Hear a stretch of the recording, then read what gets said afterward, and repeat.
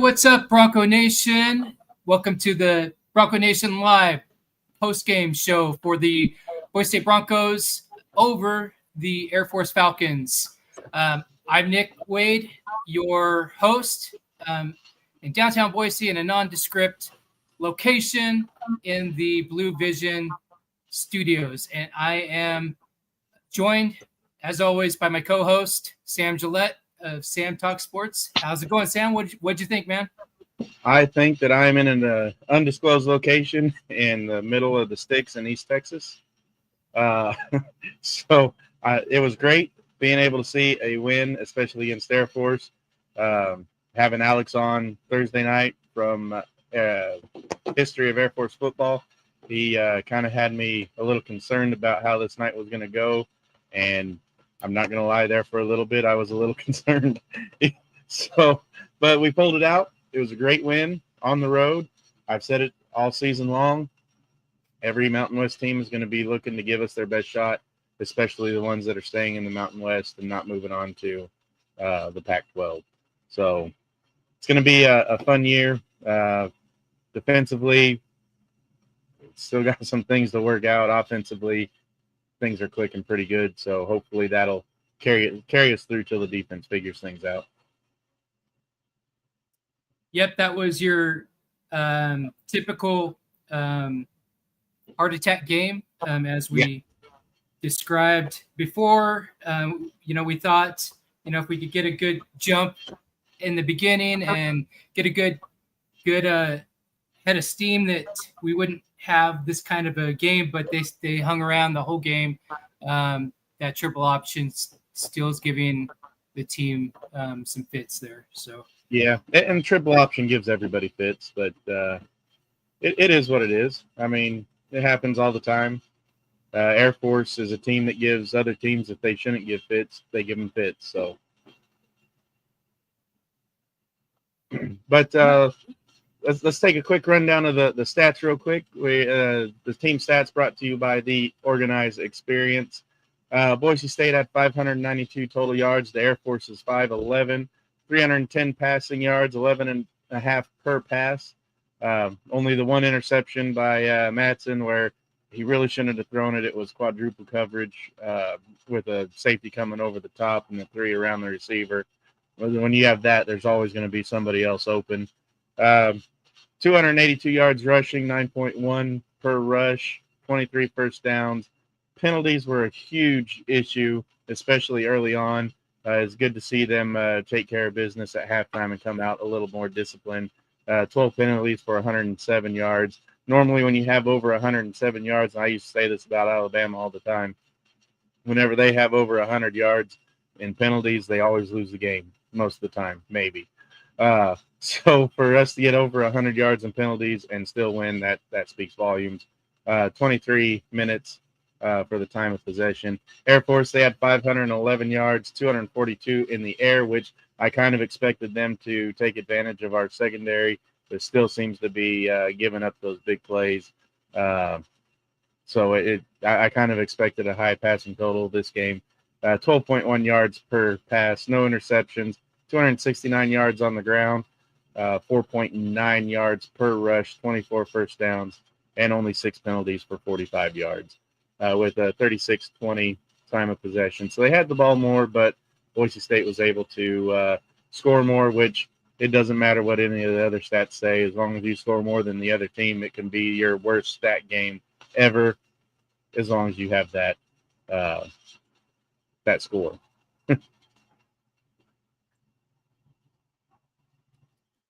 Yeah.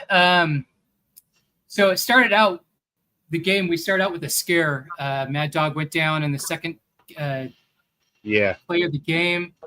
Seems like it might have been of a high ankle sprain.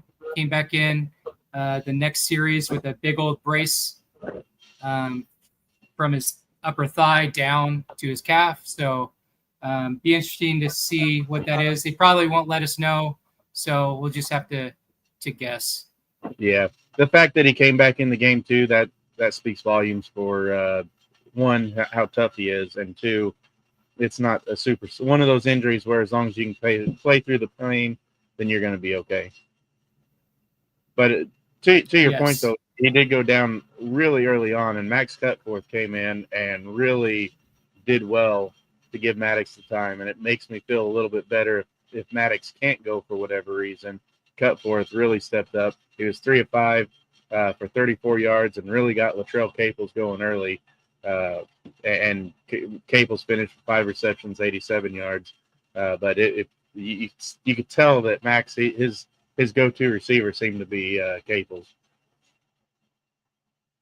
Yeah, and credit to Terrell. I mean, Max really leaned on that leadership that Terrell has. He's been here a while, and it's got me thinking too. Like, there wasn't really room to panic for me. I mean, Max has been with the program for a while. It's not like going into the LA Bowl versus UCLA a couple years ago, and CJ Tiller was a true freshman, hadn't had a snap, went in there without even a clue, I mean, not really a clue of any game experience, and really they just gave him the playbook was handed off.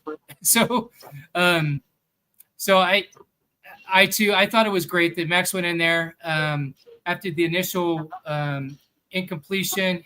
He ended up going like 3 for 3 with 35 yards before Mad Dog came back in. So I think we're all right with the backup situation, and and Caleb Annett behind Max isn't anything to sneeze at either. He spins the ball very well too. He did great in spring camp and also in fall camp. So no worries. But yeah, really, that just tells you how much of a leader Mad Dog is to go in there, and he's gonna, no matter what he does, he's gonna have his detractors, and that's all right.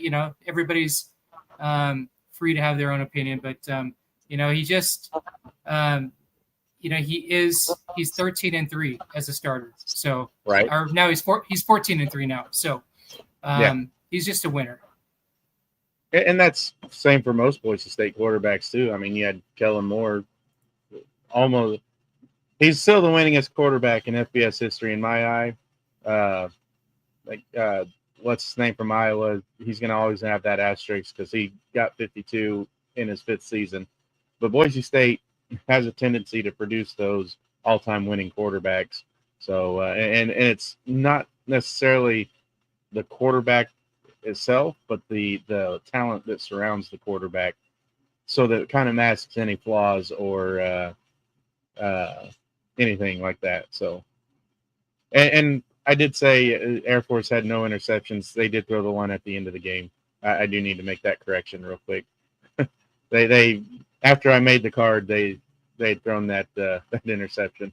I forgot to go back and fix it. Well, so Mad Dog went down. We ended up punting the ball.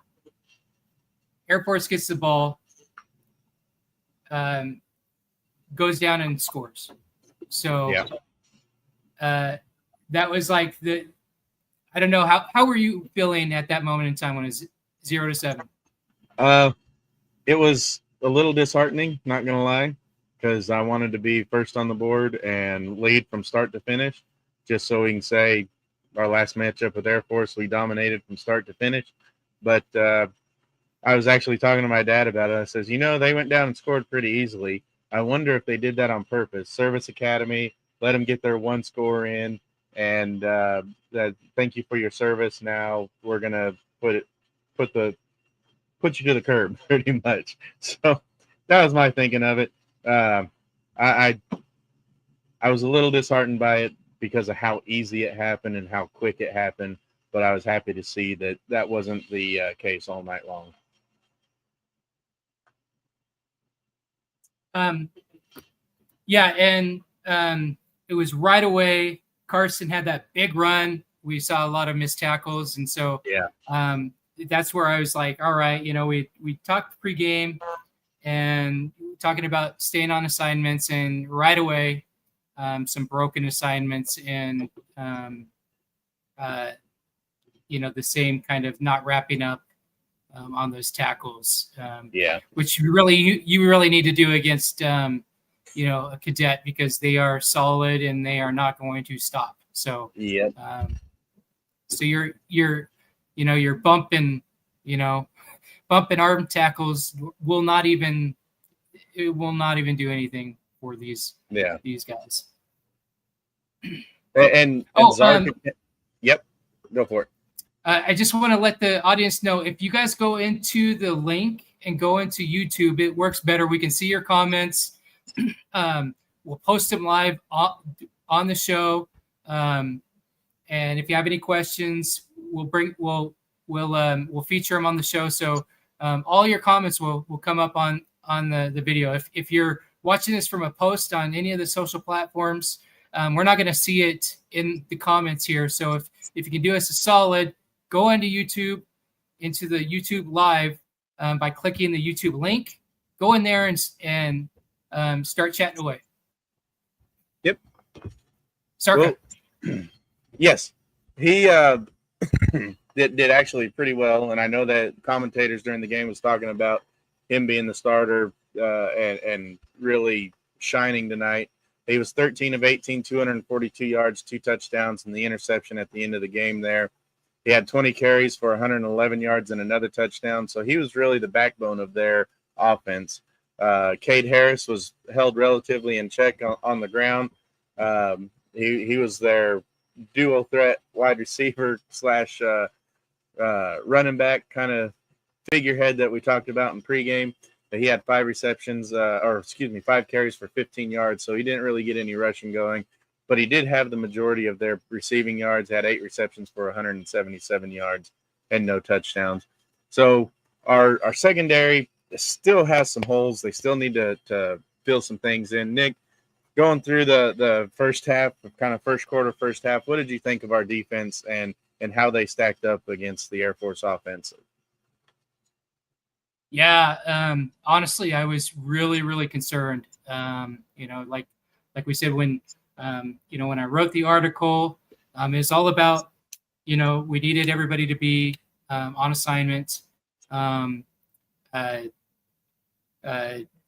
doing their job, making those tackles. I mean, in the first half alone, the leader was Bo Phelps with 4 tackles. That's it. Yeah. And Marco had 4 too. So yeah, I was really concerned. I was like, all right, well, it's just going to be one of those typical Boise State Air Force games. And then Dylan O'Reilly stepped on the field, and he kind of helped that concern. Alex says that she's concerned about the defense. Where on earth was JVM? Yeah, he was really crucial for the what I wrote in the article was we needed to contain those edges, and we needed him to contain that, and that may be why he wasn't stat rich this game.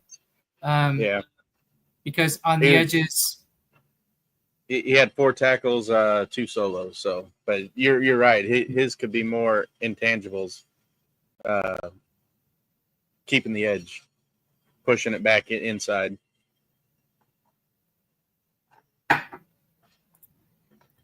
But yeah, I was really concerned the first quarter. But the running game was keeping us in there.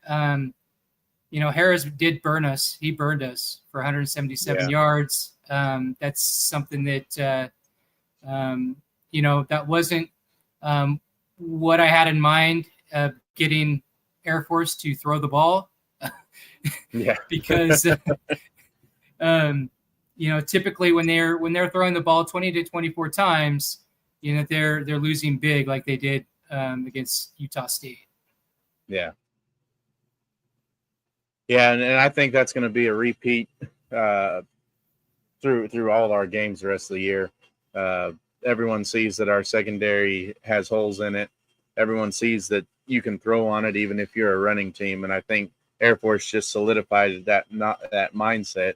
And I think our secondary is really going to have to step up here for the rest of the year because everyone's going to take their shot. They see it as a weakness and they're going to exploit it.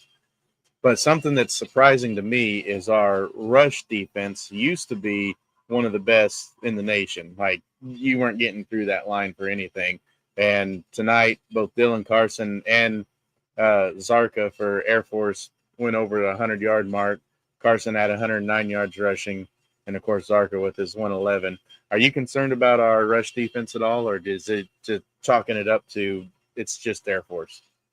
Yeah, this is just the Air Force triple option to me. I'm not worried about a front seven. But yeah, this is par for the course when it comes to Air Force. We do have a couple comments in on the gram. We have JJ Sataki. He says, "Thank goodness for Dylan Riley. He was our savior tonight. Definitely kept us in the game. We really needed that production from him." And then he also has another question, like regarding the first quarter. What we're talking about, the first half, is what's up with all the penalties? 11 in the first half. I couldn't tell you, but they settled down at halftime. So whatever the coaches said at half, they fixed it. Maybe they threatened that they were going to go back out and run after the game or something before they even get on the bus. Who knows? But whatever they did, they fixed it.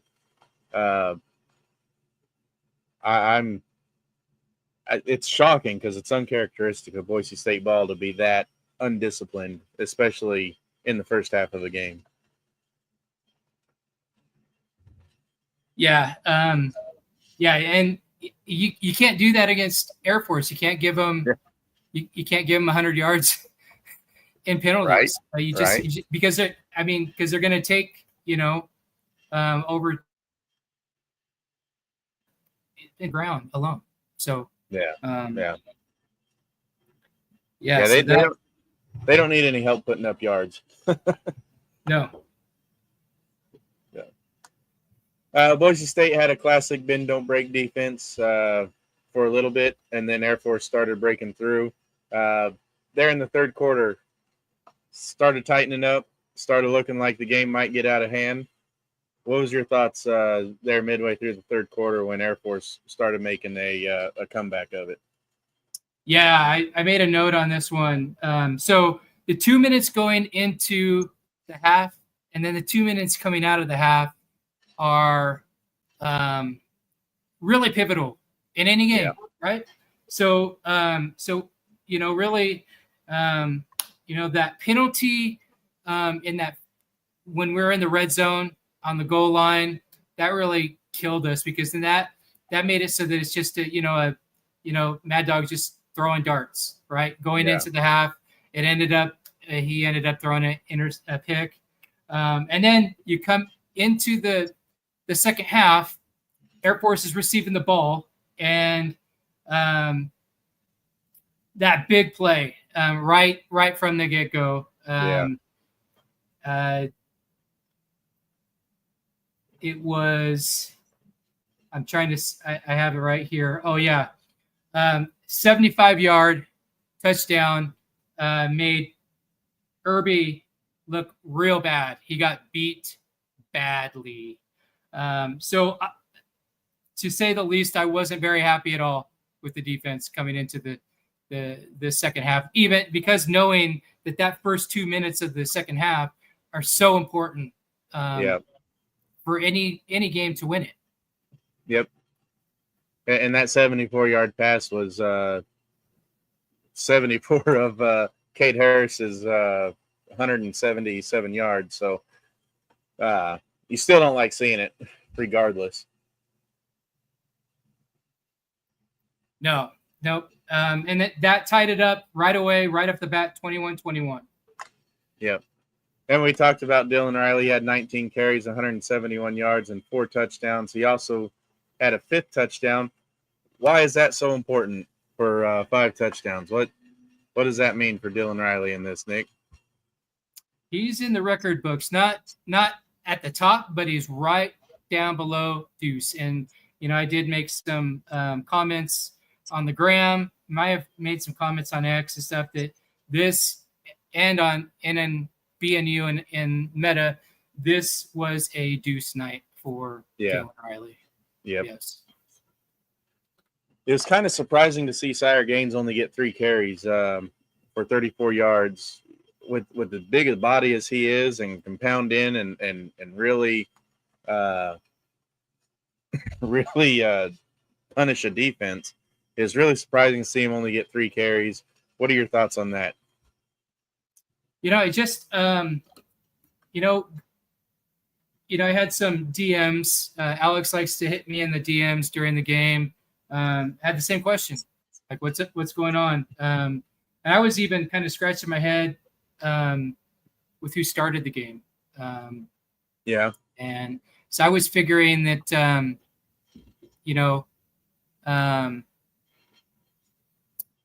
at least Gaines would probably be starting. You had Malik run a couple that didn't get much, and then Mad Dog went down, and then Riley into the game. So I would just probably chalk it up as and what I told Alex in DM is that perhaps they're just this was a game that they thought that they could win with Dylan Riley and Malik Sherrod, and then use Gaines sparingly. But we do have we have some action here in the Graham. Let me go ahead and read these off here, okay? I do agree with this, saying Riley was Genty 2.0 tonight. He definitely was.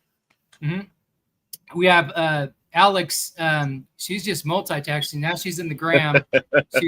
She says, yeah, Dylan was insane.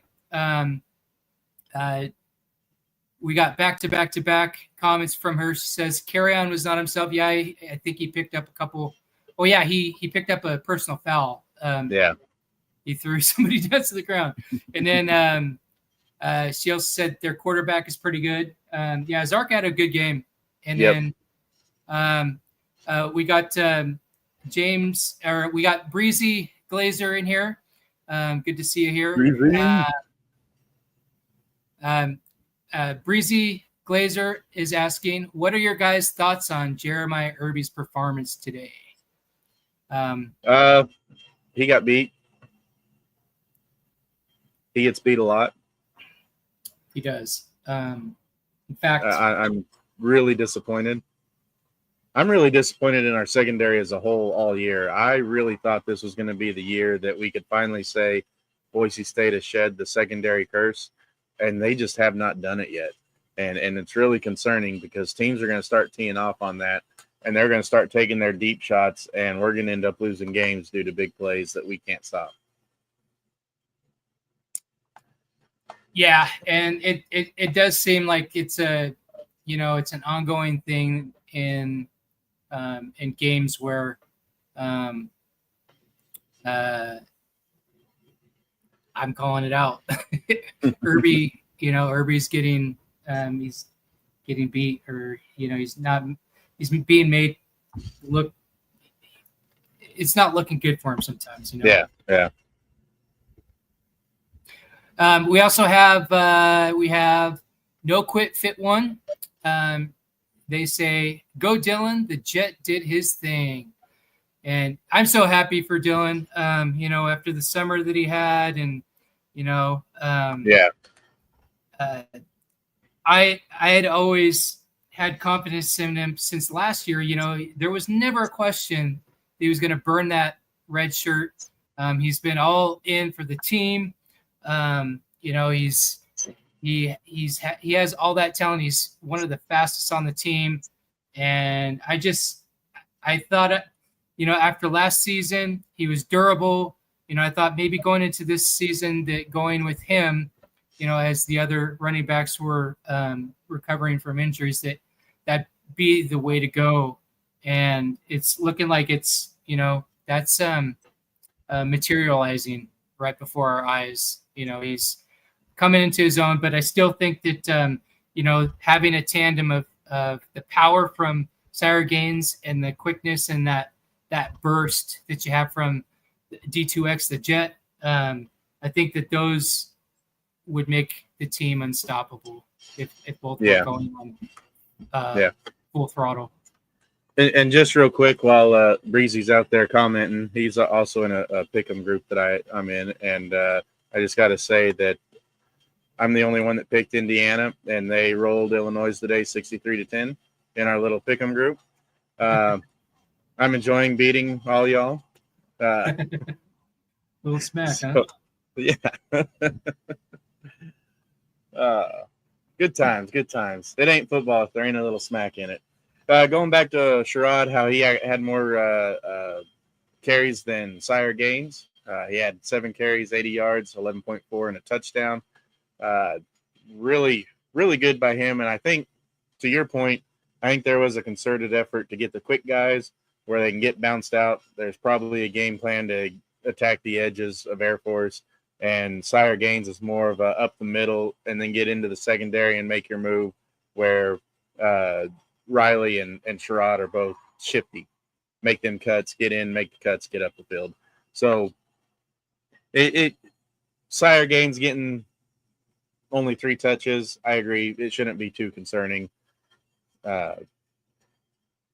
got a whole season to play, and we don't need to wear out all 3 of our backs in game number 3. Yeah, I mean, he did, he still averaged, 11.3. Yep. Yards per. There's nothing wrong with them. I just think that was probably the game plan. Is they thought that they could probably utilize Dylan and Leak, and that ultimately they'd get the win and allow Sire, even if there's a little bit of nagging from whatever he was overcoming over the spring and fall, that he's probably he'll be good to go from here on out. You have that bye week and all that, so probably just being cautious but I mean, realistically, Dylan took the team on his back and did his thing, and that's the difference in between a win and a loss here. Yeah. Fourth quarter, it seems like both teams are trading blows. Air Force scored there at the start of the fourth quarter, brought it within 5. Then Boise State extended it back to 12, and then Air Force brought it back in within 5, and then Boise State extended it back out. And it seemed like there's a lot of up and down roller coaster. Like, man, our offense better show up because our defense is letting us down right now. Fourth quarter roller coaster, Nick. How are you feeling after that? I was feeling pretty good about the time that they did an RPO to Dylan, and he scampered for 75 yards and got that touchdown. And at that point, I was like, all right, I think that put us up by 2 scores. And at that time, it's like, all right, I think I'm a little bit comfortable. But then, they did continue to score. And so, I don't know. This was still one of those games where it's like it's not over until right. Air Force doesn't have any timeouts and we have the ball. Yep. Yeah, for sure. Yeah, I was sitting there. I'm like, man, I'm sitting there and I'm putting out all the stat cards and everything. I'm like, I got to change that one around, and now I got to add this one. It's like, man, just get the ball, run it out. Don't give them the ball back. They don't need it. And then whenever Riley ripped that one, the big play, I like, okay, well, that pretty much puts the nail in the coffin. There's not too much time left for them to be able to come back in this one. Not a lot of time to get 2 possessions in. So it was fun game to watch. I wish our defense was better than what they were. Got a couple more comments here in the gram. We have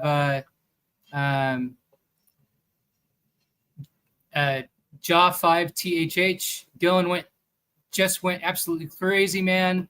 That's my little brother, by the way. And we got Breezy Glazer come back at you, Sam. He said, yeah, how do you get all these right about your pick'em? So,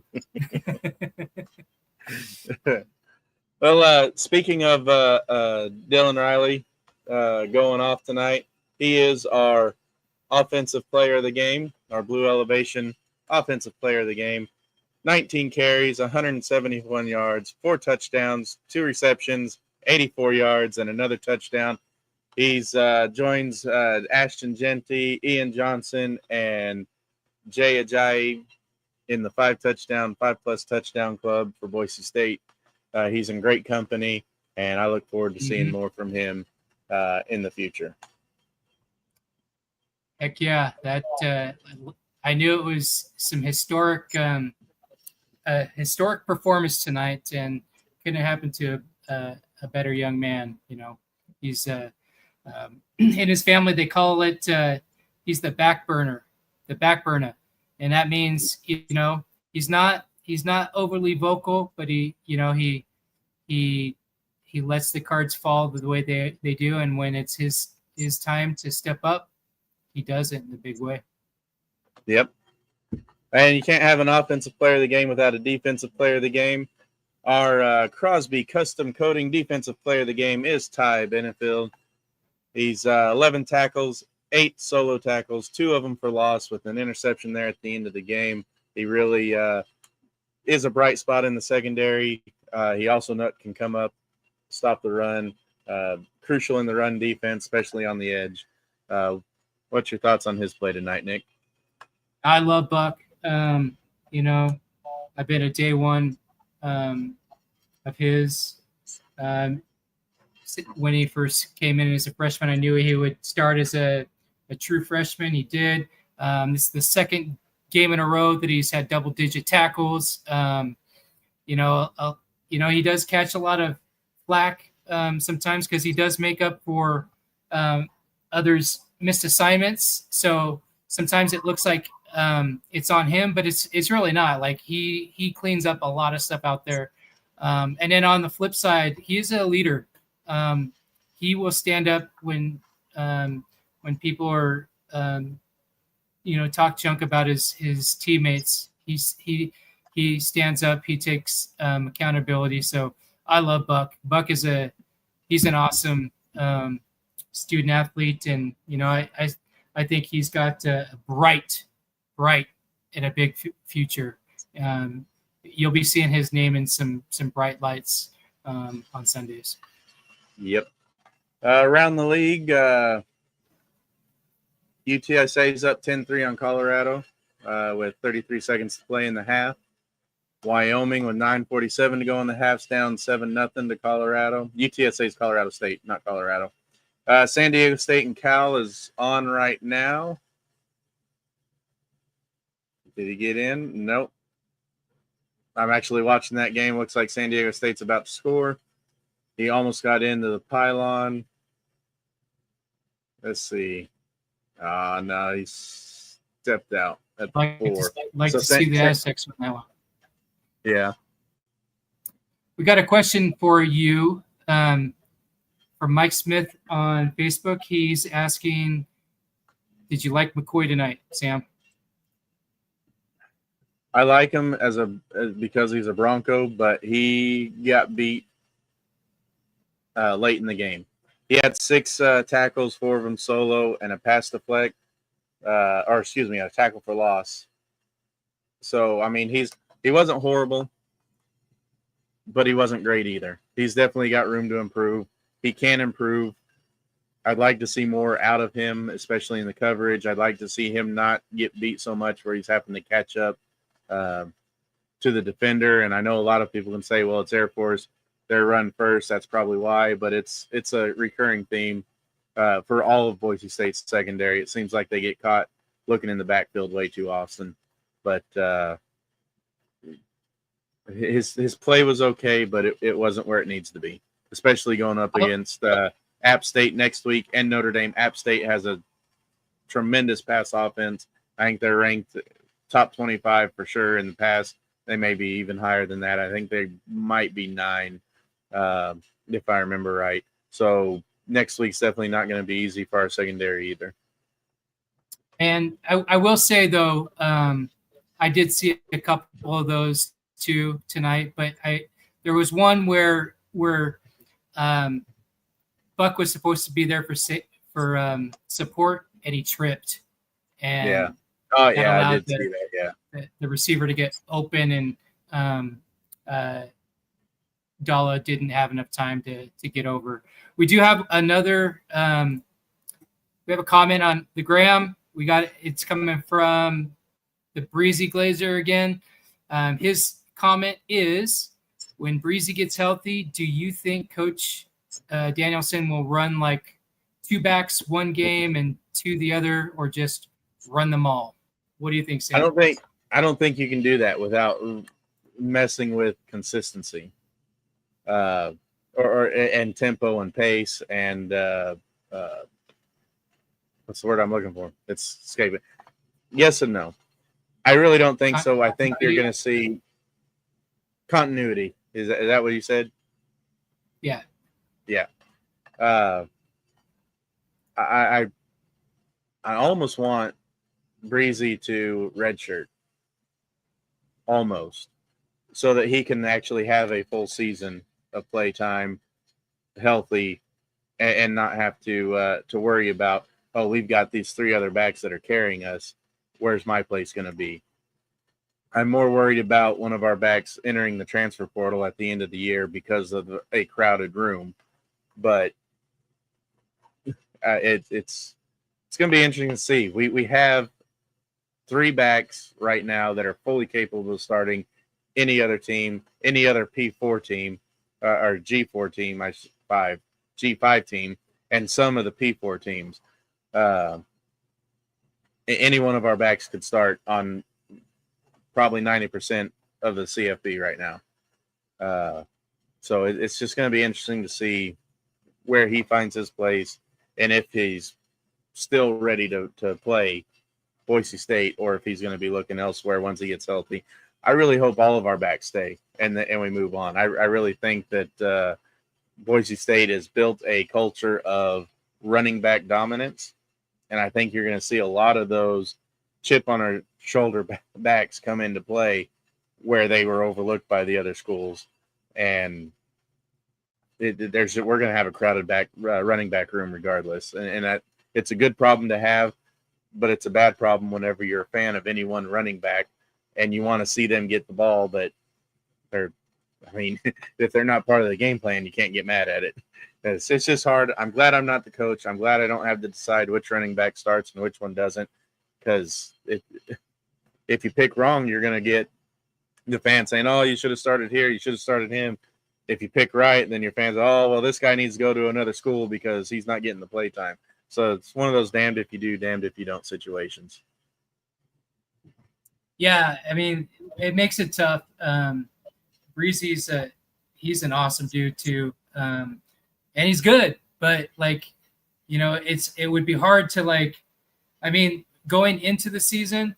It's like, all right, we got 4 backs that are very capable, right? I sort of agree. Maybe let him do a medical red shirt. Get that. He's been nagging with having nagging soft tissue for even last year. Yeah. He did play, but he was still struggling with that nagging issue, and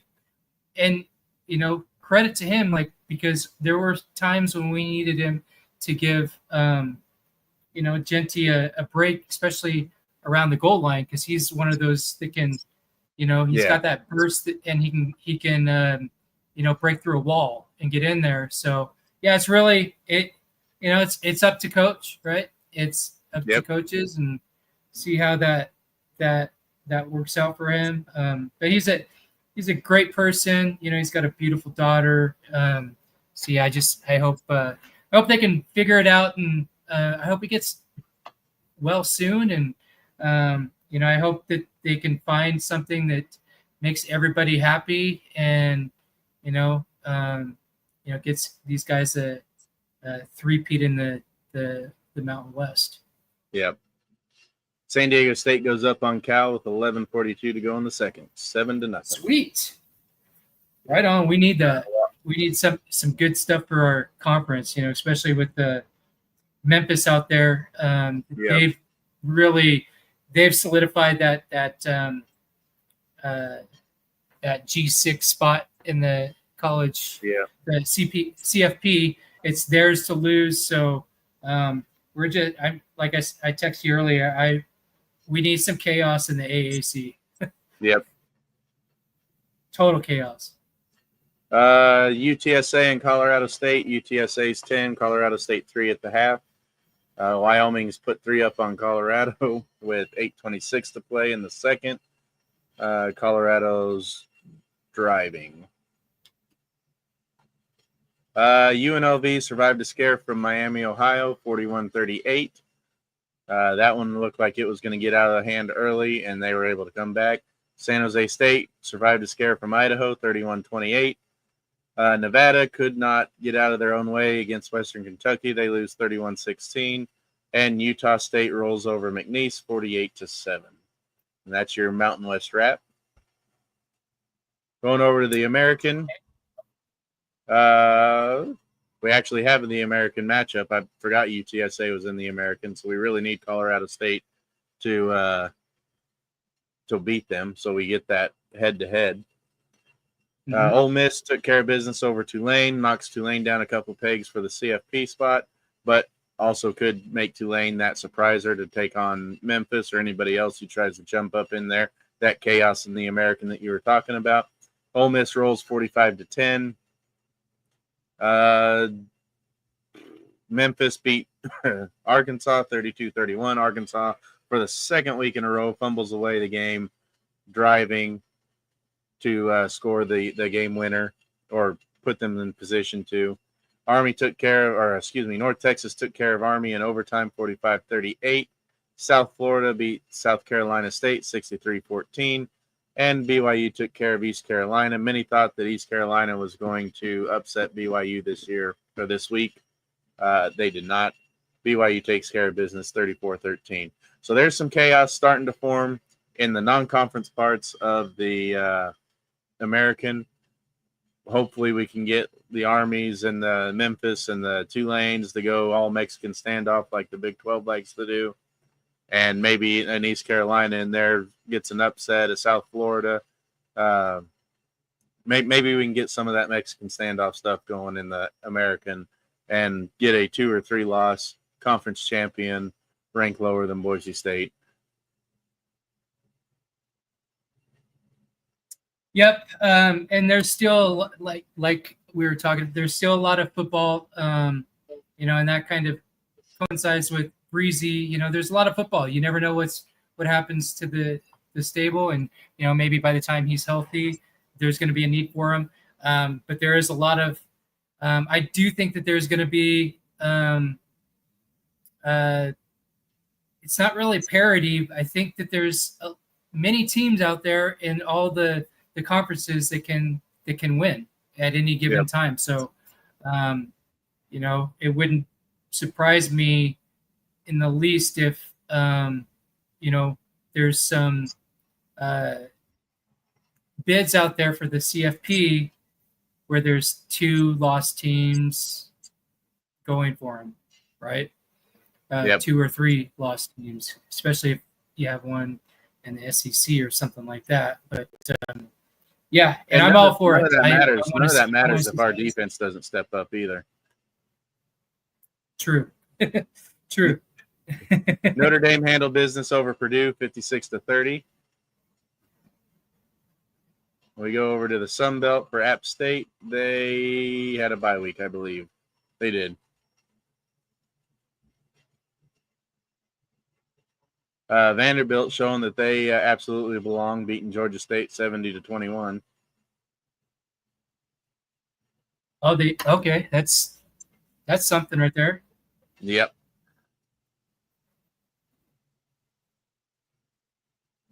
Well, let's see.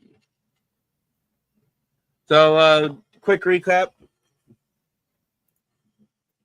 Your the organized, experienced team stats.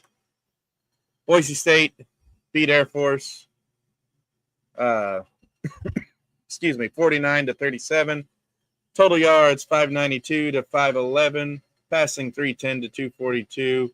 11.5 yards per pass to 12.1. One interception for both schools. 282 rushing to 269. 9.1 to 4.9 yards per rush. 23 to 24 first downs.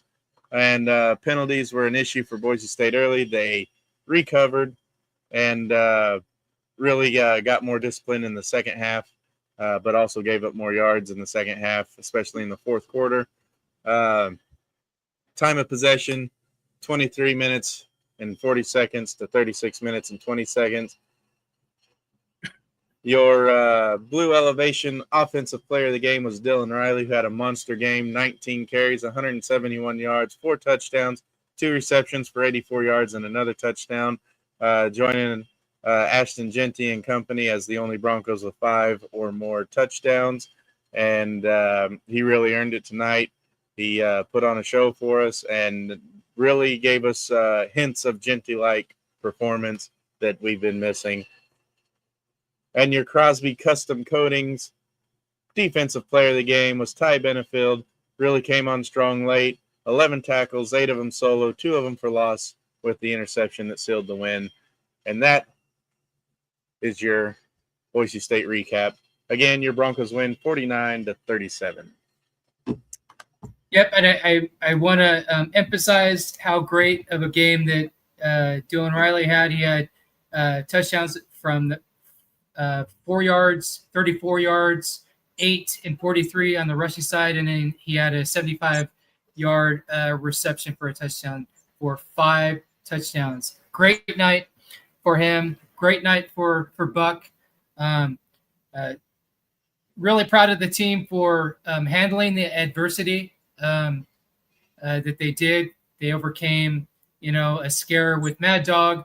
They overcame a ton of yards from penalties, and they overcame some missed assignments. So a win is a win, and we'll take the win.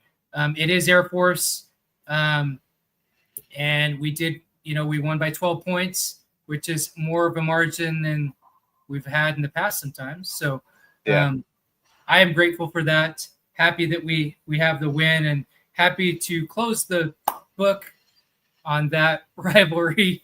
And probably the next time we see him will be years down the road at our place. I don't see us going there anymore. So up next we have App State next Saturday at 5:30 Mountain Time on Fox Sports 1 for those who can't be in attendance. Right now, ESPN has Boise State as an 85% chance to win that one. So App State is coming off of a bye week, so they're already preparing. They're probably Netflixing and chilling this game, sitting down and watching, taking notes. So we're going to get their best shot before we hit up Notre Dame. Hopefully, Boise State's not looking towards Notre Dame, and will stick around and take care of App State on the blue. So you guys can look forward to our preview this Thursday, most likely, 7 or 8 Mountain Time. Also want to encourage you guys, if you're watching this live or you're watching the replay, go to our YouTube channel at Bronco Nation Updates.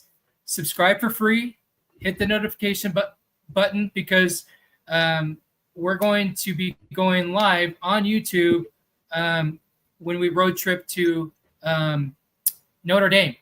And if you hit the notification bell, you will get prompted when we go live, and then you'll get to see everything that we're seeing. We're going to share the experience with you as we road trip and go to South Bend. So encourage you guys to be a sub. Again, it's free, and the ultimate goal is to get that channel monetized so that we can share that revenue with the school. Yes. Because anything and everything counts. But next up, your 2-1 Broncos will be taking on the 2 and 1, 2 and 1. App State, the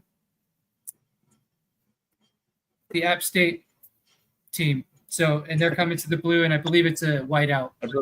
Are they the Mountaineers? Now you got me second guessing myself. Yeah. Yes, they're the Mountaineers. Guys, so we all have gaffes like that every now and then. And if you want to exploit your gaffes and get in some real trash talk, college football, good, clean trash talk, it is the cornerstone of all college sports. Nick, where can they go to get into some of that? Yeah, we've got some message boards on the website. We have, if you go to BroncoNationUpdates.com, click on the boards link on the top. You can, again, just like with our YouTube page, create an account there for free. Everything that Bronco Nation Updates and the platform offers you, Bronco Nation, is absolutely free. There's no paywalls. There isn't, there's no paywalls. There's no subscribers only, nothing like that. You don't have, if you're a Broncos fan, you're a VIP to us. So everything's free. Sign up for your free account on those message boards. You can create your own topics, and then we do have a board for the Broncos that are in the NFL. So we're encouraging everyone who has a favorite NFL team, go in there. Smack talk is encouraged. Clean smack talk. In the last week, we've actually gained about 1,000 registered users in there. Again, it's absolutely free. And what we're doing is we're trying to build up the platform so that it all can be monetized, and so we can kick that back over to the school. And that's how we're going to do it. We're going to, the views, the participation, the shares, everything is geared so that we can give back to the school. So appreciate all your follows on all of our platforms. If you go to BroncoNationUpdates.com, along the top, you will see a link to each and every one of the platforms that we have on social and everything else. Another thing, too, is if you're a small business owner or you're, a up-and-coming content creator, get on our Serving Bronco Nation directory. You get on that plan, and you become a partner with us, and we market your company just like we had these Player of the Game.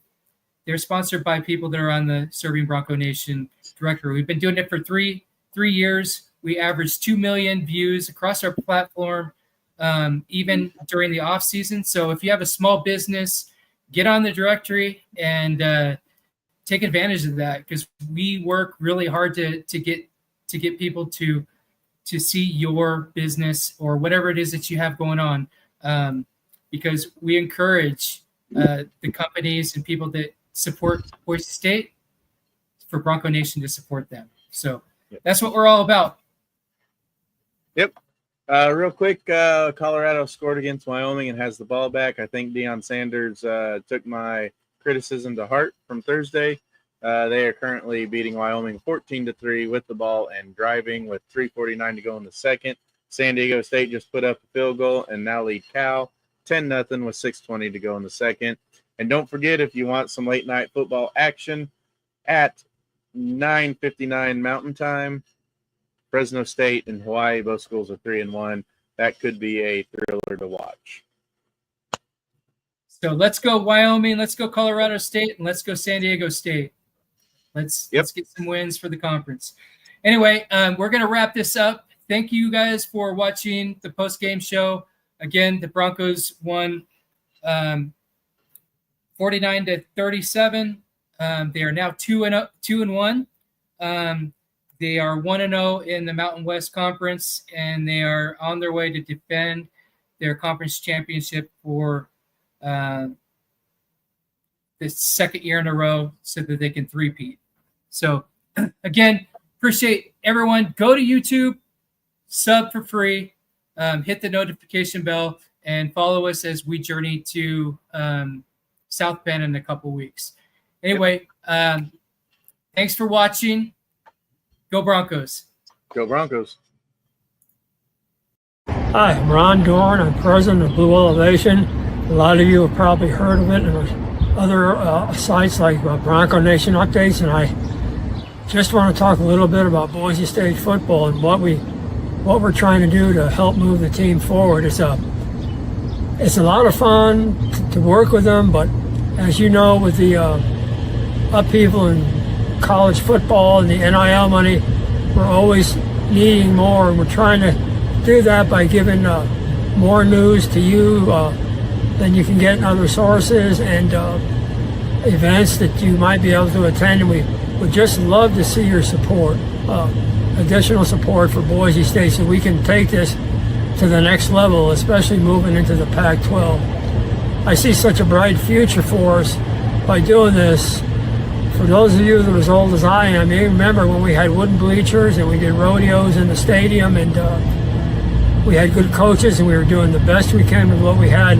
These coaches need that continuated support to make it happen for us. You can see what we've done with what little we've had, but we really need the help, and we just need the commitment, and we need you to get involved with us to push the Boise State program forward. Again, especially going to the Pac-12, and especially the future that's out there, and what the basketball team is doing, the women's softball team is doing, and some other sports that I follow. We just want to keep you involved and focused and helping us out any way that you can do that to support our university.